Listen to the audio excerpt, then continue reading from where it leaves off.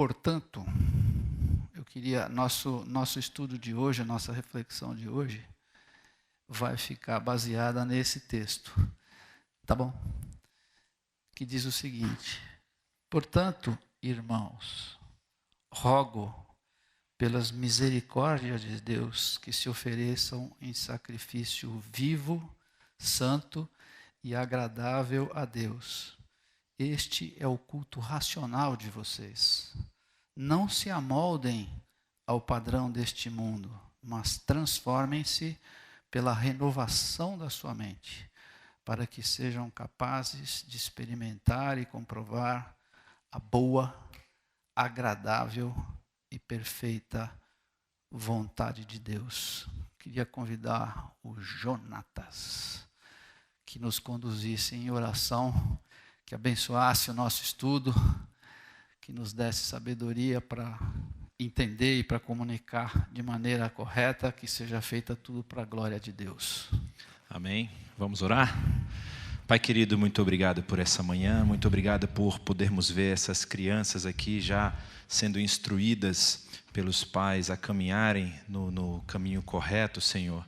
E sobre aquilo que a Tua palavra nos traz em Romanos 12, que as nossas mentes possam realmente ser transformadas pelo conhecimento do Evangelho. Pedimos uma bênção especial sobre a vida do Bonato, que o Senhor esteja com ele nesse momento, que seja o Teu Espírito falando através dele para nossas vidas e que nós saiamos daqui transformados pela Tua palavra. Essa oração que fazemos em nome de Jesus. Amém. Amém. Obrigado, Jonas. Nossa intenção hoje aqui é falar sobre, queria que vocês saíssem daqui com 3 pontos. O primeiro ponto é, a gente tem assistido nos nossos dias uma ameaça muito forte à família, a deterioração da família. E então, como é que tudo isso aconteceu? Esse é o primeiro ponto, família. O segundo ponto é quase que uma consequência disso. Vamos falar sobre o homo videns. O que é esse homo videns e como é que isso afeta a nossa família? Como é que isso muda a nossa relação das nossas famílias? E o terceiro ponto é a confiança em Deus. Como que nós podemos conviver com isso e sair desse dilema que nós temos sido atacados. Eu fiz essa pesquisa, na verdade isso é um assunto que já vem me pegando a minha atenção já por muitos anos, e eu tenho ouvido e visto e lido muitas coisas, muitos pastores, muitas pregações, muitos livros, e toda essa referência eu tenho, e se você se interessar depois eu posso te passar tudo isso que eu fiz, ou seja, nós vamos aqui na verdade falar sobre fatos, sobre coisas que estão acontecendo e estão muito bem documentadas. Essa documentação toda eu posso passar caso você tenha interesse. Mesmo assim, 3 dessas fontes eu vou mencionar aqui daqui a pouquinho. 3 dessas fontes. Então, isso que nós vamos rever rapidamente hoje, nesses minutos que nós vamos ter, é fruto dessa pesquisa e de fatos que a gente tem observado e tem vivido. E a gente tem visto a destruição da família, a ameaça contra a família, né? Como nós temos visto isso? Através por exemplo, do divórcio. Não estou aqui emitindo nenhum julgamento para quem seja divorciado ou não. Cada caso é um caso, eu não estou entrando nesse mérito, mas o divórcio como instituição, a separação da família. Eu lembro que quando eu era criança, já faz tempo, não existia divórcio. Existia desquite, não existia o divórcio. E aí, nessa época, uma pessoa chamada Dias Gomes, um comunista de carteirinha, ele escreveu uma novela que o marido tratava mal da moça, a moça virou mocinha e ela era obrigada a suportar aquilo. E nesse inteirinho ela conheceu um outro moço que era bonzinho e se apaixonou por ele.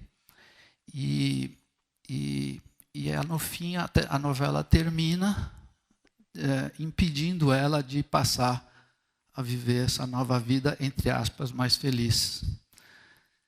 E demorou 6 meses, o divórcio foi homologado no Brasil. Então, como é que a destruição da família vem se manifestando? Através da depravação moral, através da perversão da educação dos nossos filhos, através de propostas de casamentos alternativos de todo tipo. Várias aqui, não preciso nem falar. E vai mais além. Eles até propõem a legalização da adoção de crianças por parte desses agrupamentos. É isso que nós estamos vivendo. Mas como é que tudo isso começou? Será que a sociedade ficou maluca sozinha? Será que é sinal dos tempos? A gente tem que aceitar isso porque é assim? Será que a evolução é essa? A gente está atrasado? A gente tem que mudar os nossos valores judaico-cristãos e aceitar tudo isso? Como é que isso tudo começou? Foi por acaso? Esses autores, essa pesquisa toda diz que isso teve uma origem específica, que foi um trabalho de Karl Marx, O Capital. O que ele dizia, entre outras coisas? Ele dizia que, na verdade, ele era um materialista histórico e dialético. Ele contrapôs a burguesia com o proletariado. E ele não conhecia a classe média. Se bem que tem muita gente que odeia a classe média ainda aqui. Mas ele não conhecia a classe média. Então, para ele, existia a burguesia e o proletariado. E aí ele propôs que a burguesia se levava vantagem através da mais-valia. Alguns conceitos eu vou passar rapidamente aqui.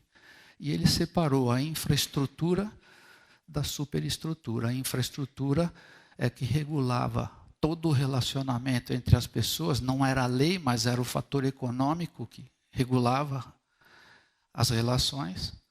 E a superestrutura, que eram as leis, a cultura, o Estado. Mas tudo isso era dominado pela burguesia. E ele propôs uma luta armada. Isso tudo é proposta dele, tem acesso ao documentário. E essa revolução armada iria se manifestar, pegar o Estado, né? E esse período que eles pegariam o Estado era denominado como a ditadura do proletariado. E essa ditadura tinha a intenção de expropriar a propriedade, e onde a propriedade passaria para o Estado, para a propriedade comum do Estado. Só depois disso eles implantariam o comunismo. Só que ele deixou muitas perguntas sem respostas, e quem respondeu isso foi um tal de Engels.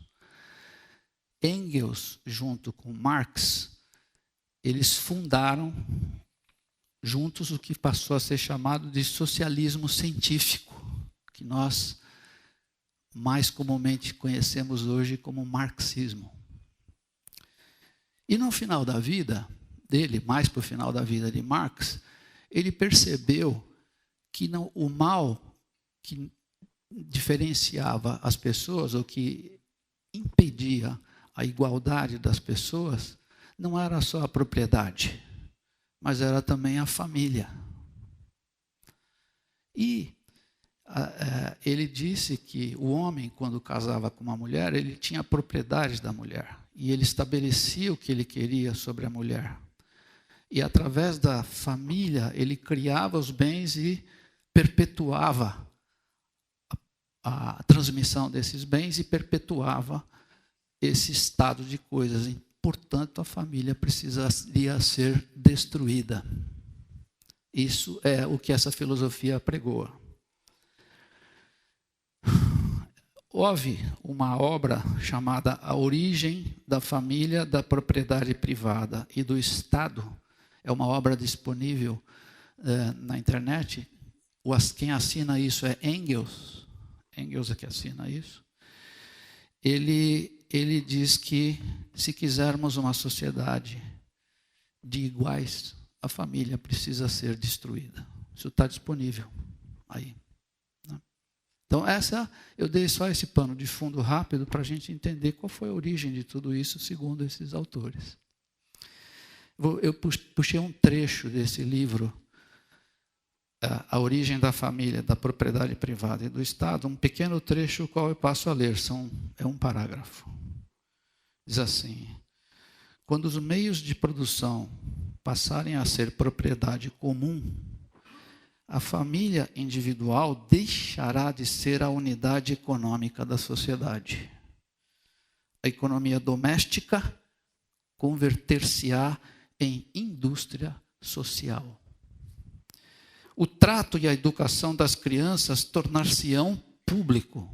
Veja só, os pais não têm mais o direito de educar os seus filhos. A sociedade cuidará com o mesmo empenho de todos os filhos, sejam legítimos ou naturais. Desaparecerá, assim, o temor das consequências, que é hoje o mais importante motivo social, tanto do ponto de vista moral como do ponto de vista econômico, que impede uma jovem solteira de se entregar livremente ao homem que ama. Não bastará isso para que se desenvolvam progressivamente relações sexuais mais livres e também para a opinião pública se torne menos rigorosa contra a honra das virgens e a desonra das mulheres. Esse é o texto, essa é a ideologia que esses caras têm. Só que você pode estar se perguntando para mim assim, falando assim, mas escuta, o comunismo ainda existe? Já faz tempo que eles deixaram de devorar criancinhas nas esquinas. Será que ainda existe esse comunismo? Infelizmente, a gente tem que admitir que sim. E esses autores todos defendem isso. O fato é que, com a queda do Muro de Berlim, todos os partidos comunistas se tornaram socialistas. E eles entraram numa batalha cultural, objetivando a destruição da família. Eles chamam isso de marxismo cultural.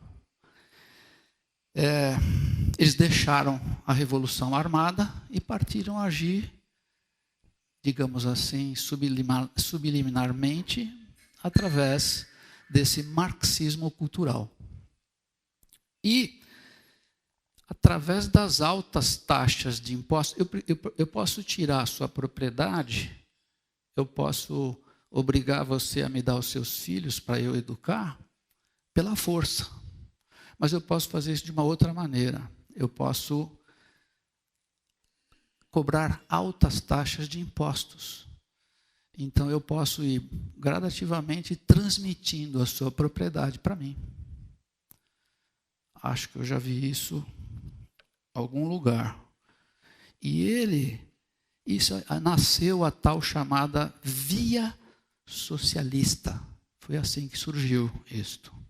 Portanto, essa realidade persistente em tentar destruir a família, os valores da família, não é uma realidade casual. Ela é fruto de uma intenção muito bem planejada e com os atores muito bem identificados. Só que a informação que a gente tem, como diz o filósofo Olavo de Carvalho, ele fala assim que o que é o socialismo? Quando você não precisa ser o dono, mas eu preciso controlar. Então, quando eu controlo, por exemplo, a mídia, nós já vamos chegar lá, eu passo a mensagem que eu quero. E a família não passa incólume sobre isso. Não passa. E aí você fala assim, pô, parece teoria da conspiração, mas não é. Eu gostaria que fosse apenas uma teoria, mas os fatos têm mostrado que não é apenas uma teoria. Em 1969, uma pessoa chamava Alva Myrdal. Alva Myrdal, ela foi Prêmio Nobel da Paz em 1982. Ela é uma sueca. Parece que a Suécia foi um país onde essa teoria foi colocada como um teste, onde o Estado cuidaria da educação das crianças, né? Parece que a Suécia foi. E essa Alva Myrdal, ligada muito à ONU, à Unesco, ela publicou um livro. E nesse livro, ela dizia que não deveria haver mais distinção de sexos. Tanto o menino quanto a menina deveriam ser educados da mesma maneira.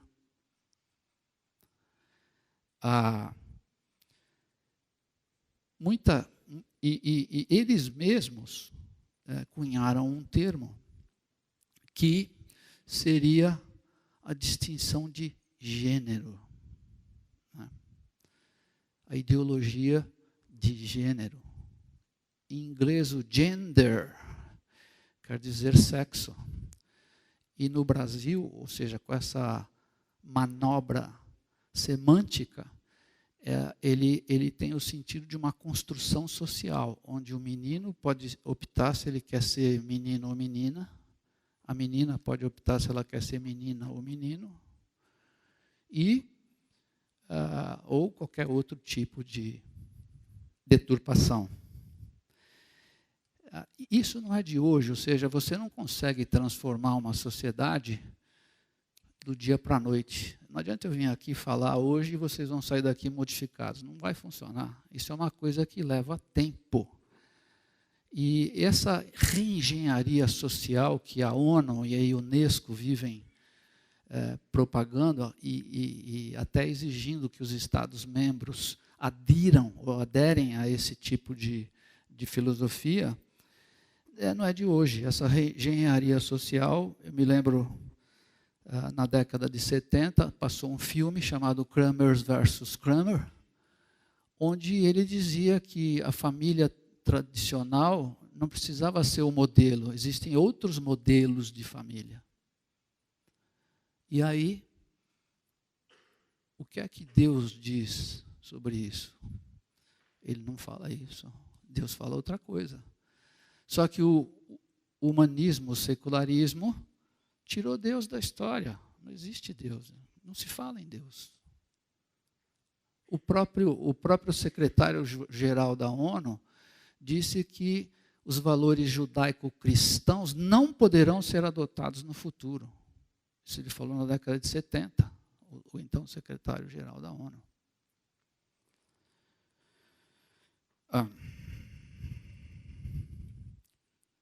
Tem um outro fato, antes de mudar para frente, que só que eu queria mencionar.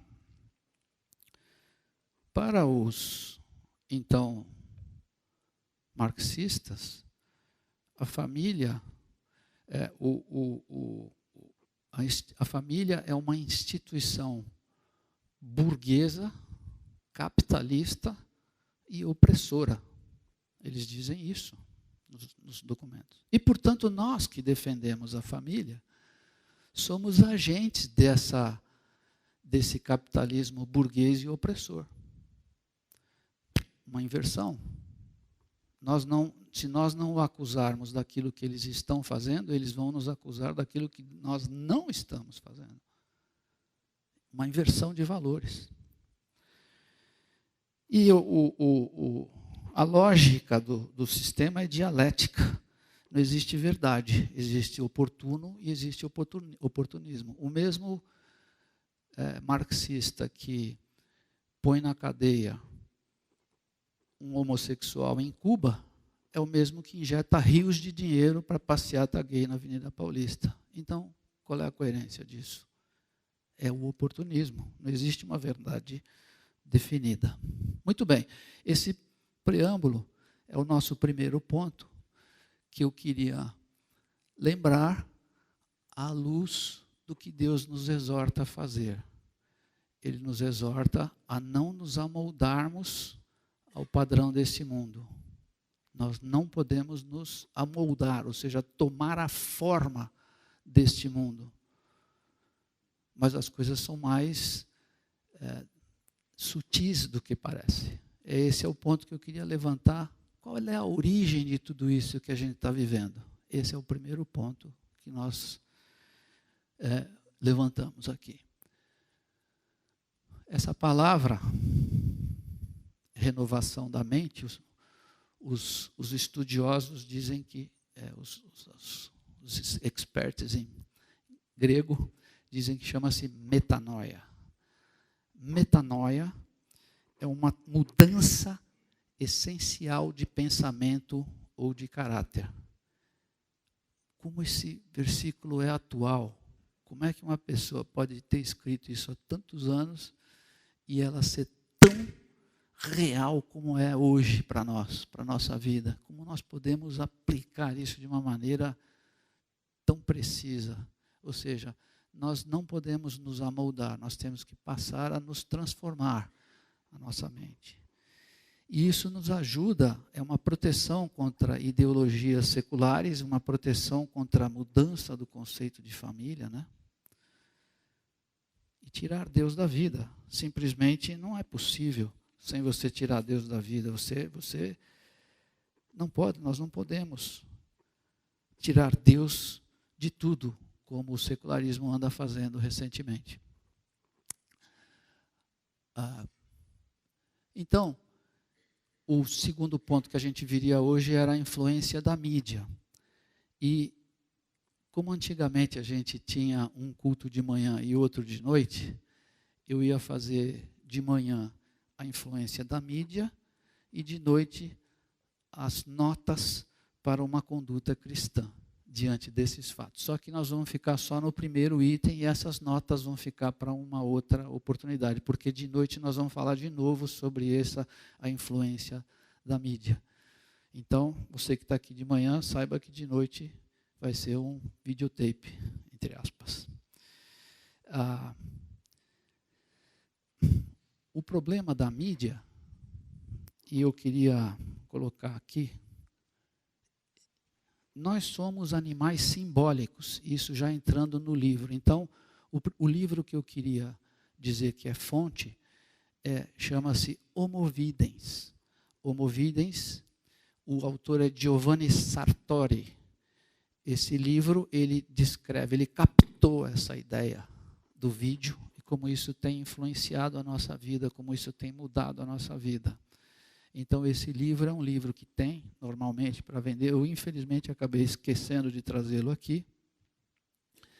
Mas esse é o livro que serviu de base, a principal base para toda essa nossa reflexão. O segundo livro é um livro que fala sobre a propaganda. Na verdade, isso é um curso. Quem vai fazer propaganda, pelo que eu pude entender, ele ensina de A a Z de como fazer a propaganda. Mas o que me chamou a atenção aqui foi o aspecto psicológico. Como que eles usam o aspecto psicológico para ganhar a sua atenção. E o terceiro livro chama-se Governo Global e Religião Universal. O cara é Sanahúja, é um padre, ele é um padre argentino. Mas ele, quando escreveu, ele deixou extremamente bem documentado. Toda vez que ele emite um parecer, alguma coisa, ele põe qual é a referência, onde ele pegou isso. Nós somos animais simbólicos, ou seja, a gente entende por símbolos. Então, existe um trabalho de um cara chamado Ernst Cassirer, que ele diz que a religião, a linguagem, são os símbolos que nós entendemos. Então, quando eu ouço alguém falar, eu estou entendendo esses símbolos, eu estou interpretando, eu estou tendo a condição de pensar sobre isso e interpretar. A mesma coisa quando eu leio. Eu estou lendo uma coisa, eu estou interpretando o que está escrito, são símbolos. Na imagem, não tem isso. Você não pode passar uma imagem. Se eu colocar a mesma imagem na China, no Brasil, na Alemanha, ela não está falando alemão ou chinês, ela simplesmente passou aquela mensagem. Nós temos visto, nos últimos 50 anos, não sei o que aconteceu aí, mas acho que está escrito Homo videns aí. Nos últimos 50 anos, nós temos visto uma evolução enorme material. Hoje nós temos o que nunca tivemos hoje. Mas, em compensação, a parte emocional e a parte espiritual e relacional afundou. No mesmo ponto que o nosso progresso material subiu, o progresso espiritual caiu. Então, ele diz assim, aqui, a nossa tradição, na verdade, sempre foi oral. Ou seja, se eu transmitia para o meu filho, para minha filha, para minha esposa, sempre foi conversando, sempre foi oral. Aí surgiu o telégrafo, o telefone e o rádio, mas isso sempre foi através da palavra, era oral, você é obrigado a pensar, você é obrigado a raciocinar. Em 1950 surgiu a TV, que substitui a palavra pela imagem. E isso, segundo Giovanni Sartori, mudou tudo. Já em 1957, Vance Packard, que ele é um pesquisador, denunciou um esforço em grande escala para manipular os nossos comportamentos. 7 anos depois da invenção da TV. Em 70, os marxistas diziam que isso aqui é uma indústria cultural a serviço do capitalismo. Como isso surgiu no Ocidente, ele falava, esses caras inventaram isso para ser a serviço do capitalismo. Em 80, esses mesmos pensadores disseram que a TV é um mero aparato ideológico do Estado, visando inculcar a ideologia.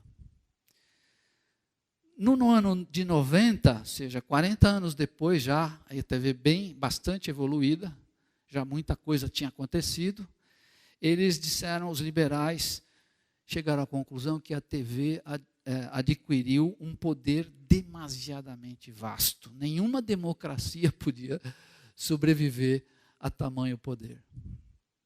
E em 2000, o Giovanni Sartori, então, soltou essa publicação, né? O termo Homo sapiens foi cunhado em 1758 por um cara chamado Carl Linnaeus. Carl Linnaeus, um pesquisador, ele fez um trabalho chamado Sistema Natural, e o Homo sapiens era aquilo que nos diferenciava dos outros animais. Os animais não sabem que são. Nós somos e sabemos que somos. Podemos não saber quem somos. Nesse particular, diz que Schopenhauer, o filósofo Schopenhauer, um dia parou numa praça, ele estava sentado no banco da praça, aí chegou um guarda lá e falou assim, meio à noite, já pegou o cara, quem é você? Aí ele respondeu, você sabe que era exatamente isso que eu estava tentando descobrir?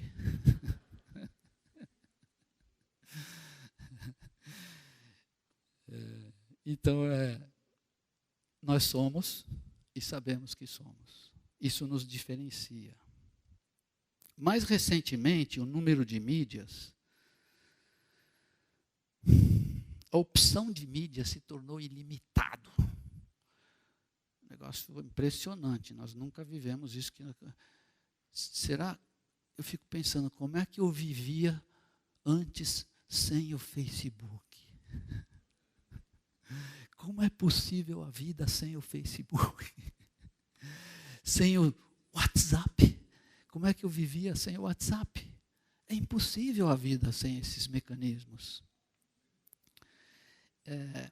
Mas a gente se esquece que tudo isso consome o nosso tempo, nosso dinheiro, a nossa energia. E o tempo passa, é inexorável. Eu já mencionei uma vez aqui, mas acho que é muito bom mencionar de novo. Tem um pesquisador chamado David Shenk. Ele fez um estudo sobre o comportamento humano e ele diz que nós estamos saturados e corrompidos pelo conteúdo. Nós recebemos de 3 a 4 mil estímulos por dia. E a maioria deles é inútil ou ruim. Só que você vai acumulando, vai enfiando isso na sua cabeça. Chega uma hora que você está esgotado, fala, não aguento mais, por que eu estou cansado? Eu não fiz nada. É porque eu vi muito mídia. Eu não estou falando que ela é ruim. Eu não estou aqui dizendo que a raiz de todos os males é a mídia, mas eu estou falando que isso tem uma tendência a nos forçar a usar, sabe, a consumir o nosso tempo. O problema é que as mídias também se tornaram muito atraentes, né? O Netflix consegue dizer que filme você vai gostar antes que o seu amigo diga para você. O Pandora pode dizer que música você vai gostar sem você conhecer a música.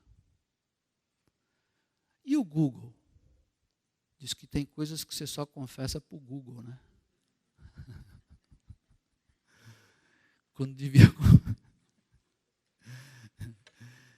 O Google pode detectar um centro de uma endemia de gripe simplesmente pelos inquiries, pelas pesquisas. Ele pode dizer, naquele local ali, como as pesquisas estão procurando um remédio XYZ, é possível que esteja acontecendo uma endemia de gripe.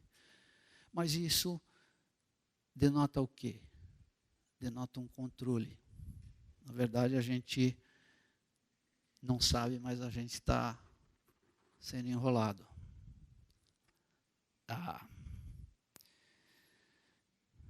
Essa informação apresenta os seus perigos. Eu tenho um caso que saiu no New York Times, tem uma deixa eu tomar um pouquinho de água aqui.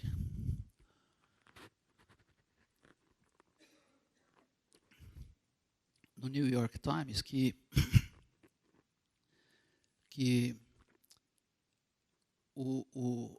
a pessoa adolescente, uma adolescente de 15 anos, começou a receber correspondência de fralda descartável, carrinho de bebê e outras coisas mais. Aí o pai ficou indignado, pegou aquilo e foi lá na loja e falou, eu vou processar vocês porque vocês estão incentivando a minha filha a uma gravidez, a minha filha é adolescente. Aí passou uma semana, ele voltou lá para pedir desculpa porque a filha realmente estava grávida. Só que os caras descobriram que ela estava grávida antes que o pai, antes da família. Como que chegou a essa conclusão? Ela começou a procurar. Por outro lado, teve uma outra moça nessa mesma coluna, uma outra moça que queria esconder a gravidez dela das mídias sociais, porque ela não queria ficar recebendo oferta de nada. Uma moça casada, normal. Então ela combinou com o marido que iria esconder, que ia sair das redes sociais, que ia sair de tudo. Ele avisou a família, vocês não falem nada, não comentem nada, eu não quero ser importunada com nada disso. Passou a usar o navegador Tor. O navegador Tor é um que esconde a origem, então quando você navega, as pessoas não sabem de onde está vindo, de onde você está vindo. Ele, entre aspas, disfarça, né, a origem. E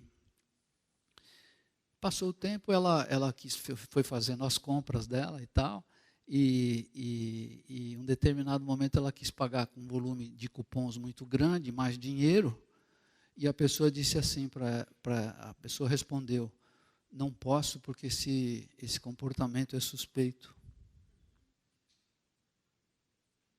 Então, veja que estranho. Você já tem que andar de acordo com um quadradinho. Se você sair um pouco fora, você já vai levantar suspeita. Essa é a verdade. Teve um filme que eu não vou passar porque não vai dar tempo, mas um filme de um cara que processou o Facebook. Por que ele processou o Facebook? Porque ele deletou as coisas, aí ele pediu o dossiê dele,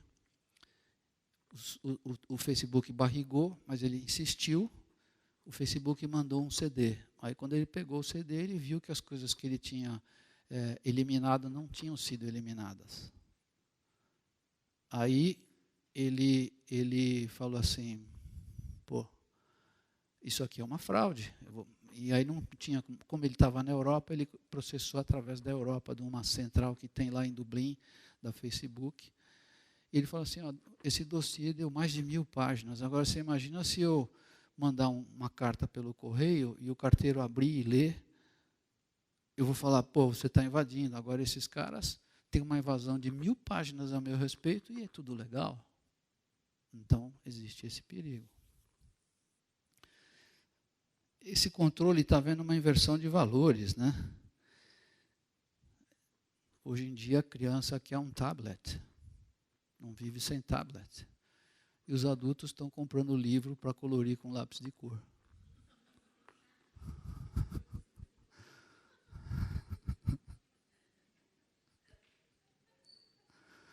Não é verdade? O problema é que os jogos eletrônicos geram frustração e ansiedade. E os processos mentais repetitivos causam uma insatisfação. Porque, na verdade, o jogo é um processo mental repetitivo. Você fica o tempo todo, crec, crec, crec, crec. Aquilo lá é horrível, né? Eu tentei jogar, mas eu, quando percebi aqueles processos me deixavam insatisfeitos, eu parei. Não consigo. Simplesmente não consigo. É horrível, me faz mal. Eu cheguei num ponto que eu sei, não, isso me faz mal. Eu não consigo jogar. Não jogo mais. Ao contrário, parece que colorir o livro acalma. Parece que você desestressa. Parece que gera um senso de realização. Na verdade, como a gente está corrompido pelo conteúdo, o que a gente faz? A gente procura alguma coisa que dê mais satisfação. Nessa altura, você deve estar pensando assim, pô, esse cara é um radical xiita. Ou como Saião poderia me denominar, eu sou um radical chato. Mas eu estou tentando extrapolar um pouco, justamente para levantar a questão, para trazer essa questão à tona, né? Caminhando já para o final,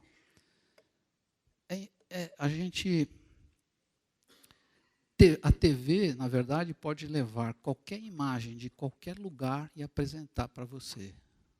Né? E, na verdade, o ver predomina sobre o falar. Por isso que nós estamos, então, nos tornando um telespectador muito mais um animal vidente do que um animal que pensa. Muito mais um homo videns do que um homo sapiens. Enquanto o homo sapiens nos diferencia das outras espécies, parece que o homo videns nos reaproxima de novo. Né? Lembra a questão do controle que nós falamos no início? Ou seja, tudo isso está ligado. Né? Nós vamos sair daqui com 3 coisas só. Alguns, a capacidade simbólica, então, é a capacidade que nos diferencia. Nós somos capazes de interpretar, de julgar. Alguns dizem que o saber por intermédio de conceitos é elitista. E que o saber adquirido por imagens é democrático. Mas isso é um argumento falacioso, malandro e despudorado, porque o progresso quantitativo implica num retrocesso qualitativo. Não tem jeito. E o que é pior, elimina a multiplicidade de opções cognitivas que nos faz julgar, identificar se uma pessoa é digna de confiança ou não. Percebe o que eu estou dizendo? Como que isso nos tira essa capacidade de pensar? É inegável que a vida retratava na TV ama o prazer, a sensualidade, né? Tem direito a qualquer objetivo que eu estabelecer. Mas Deus nos diz, nos lembra, naquela porção da transformação da nossa mente. E diz assim, Moisés disse isso, ensina-me a contar os meus dias, para que o meu coração alcance sabedoria. Isso nos lembra da nossa fragilidade, da nossa finitude, da nossa total falta de controle. Nós não sabemos o que vai acontecer amanhã. Então nós temos que honrar ao Senhor e que nos dê sabedoria para saber o que decidir, como fazer, porque não está fácil. A música que nós cantamos aqui, vamos cantar de novo, não está fácil, não é fácil. Não tem uma resposta simplista, falar, é assim, como é que eu vou viver?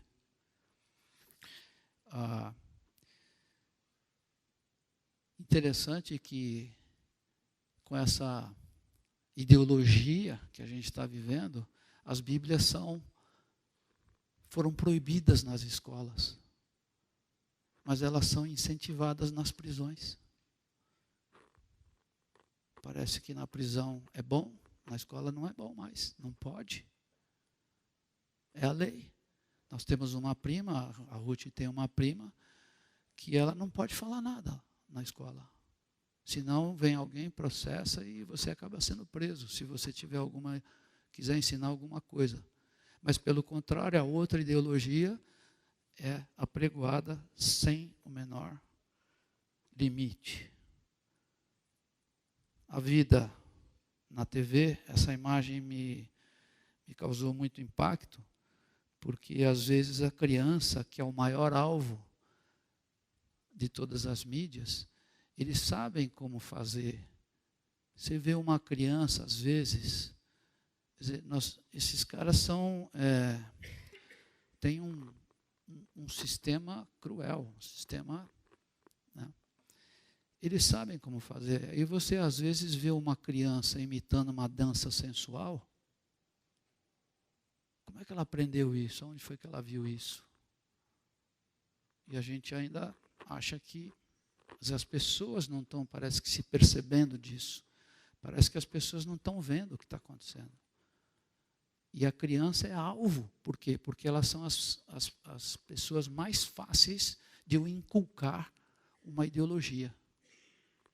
São as que eu consigo mais facilmente. Você imagina, o visível prevalece sobre o inteligível. Às vezes a criança assimila um conceito pela imagem sem saber ler. Antes de saber ler, ela vai assimilar um conceito. E a gente não está o dia inteiro junto com elas para saber o que elas estão vendo. Ela crê sem julgar, recebe aquilo, não elaborou, não pensou, simplesmente aceitou. Esse bombardeio imagético nos deixa o nosso entendimento um pouco anestesiado. Tudo isso atrofia a nossa capacidade de abstração e compreensão. Será que nós queremos que os modelos para os nossos filhos não sejam de grandes estadistas, de pastores, de cientistas, de gente que realmente deu uma contribuição para o mundo? Será que nós não queremos esses exemplos para os nossos filhos? Eles estão por aí, mas nós não vamos encontrar eles na mídia. Não vamos. O que a gente vê é que parece que a gente recriou a Torre de Babel. A Torre de Babel é uma antena de TV, né? Onde as opiniões de verdadeira importância e de verdadeira relevância tendem a serem esquecidas sem deixar nenhum rastro nesse oceano de banalidades que a gente vê na TV. Você pode falar, você é radical, hein? Pode ser. mas a gente está assimilando essas coisas. Há um certo tipo de vida, tipo de vida que leva à morte. Mas há um certo tipo de morte que leva à vida. Ninguém pode negar que o poder de manipulação erótica da TV é tremendo. Ela forma uma sociedade fraca, passiva e sem força de reação. Parece que a gente está, né, assimilando. Essa repetição continua, né? Você repetindo muitas vezes a mesma coisa, aquilo acaba se tornando uma verdade ou uma coisa aceita, naturalmente aceita. A pós-modernidade tem inculcado muitas filosofias em nós, e a gente aceita essas filosofias, o humanismo, hedonismo. Né? O que eu acho a pior de todas, o relativismo, tudo é relativo, não tem absoluto. Né? Eles oferecem uma perspectiva muito sedutora a um público que está pedindo para ser seduzido. Essa é que é a verdade. E quem é que influencia a mídia? São humanistas seculares. Se eu soubesse que alguém está lá atrás, tendo a intenção de trazer educação, trazer a verdade, aí você poderia confiar. Mas, como disse Olavo de Carvalho, tudo que você ouve é mentira. Tem outra intenção. Eu acho que talvez isso seja um pouco radical demais. Mas ele fala assim, você ouve no rádio, você ouve na TV ou noticiário, aquilo que está passando é aquilo que eles querem que você ouça. A verdade não está lá. Né? Nos anos mais recentes, nós assistimos um rápido crescimento da promiscuidade sexual, né? Da falta de autocontrole, violência, homossexualidade, confusão sobre política, confusão sobre religião, confusão sobre o sistema educacional, esse emaranhado de coisas. Uau. E, infelizmente, nós temos visto as coisas aos pedacinhos. Todos nós sabemos a história do sapo, né? Sabemos? Não sabemos. Não sabemos. É uma história muito conhecida. Eu fico até com receio de repetir. Mas é um exemplo que ilustra bem como as coisas têm acontecido. Né? A história do sapo é muito simples. Se você pegar um sapo e jogar na água fria, ele fica. Porque ele gosta da água. Mas se você ligar o fogo, aquela água vai aquecendo e as pequenas variações de temperatura, ele vai assimilando ao ponto do que ele chega a morrer queimado. A gente levantou bandeiras a respeito da promiscuidade, né? A gente levantou bandeiras a respeito do divórcio, mas tudo isso foi sendo absorvido, né? E nós não temos visto isto como um todo, nós temos visto isto como partes. Eu já passei do tempo, eu queria então encerrar. Se o pessoal pudesse, eu creio que a música que nós ouvimos hoje tem tudo a ver. Eu gostaria que nós orássemos de novo essa canção. Podia pedir para o Renato, para a Lucitânia, o Marquinho, o Fred, o Tomás, nós pudéssemos cantar essa oração mais uma vez, lembrando a luz do que nós procuramos ver. A família. Como é que tudo isso aconteceu com a família? O que nós estamos vendo, essa deterioração da família? Nessa mudança de Homo sapiens para Homo videns, como que isso tem afetado a nossa vida. E a confiança em Deus, porque Deus tem uma promessa para nós, que Ele vai ficar conosco. Vamos orar juntos essa canção.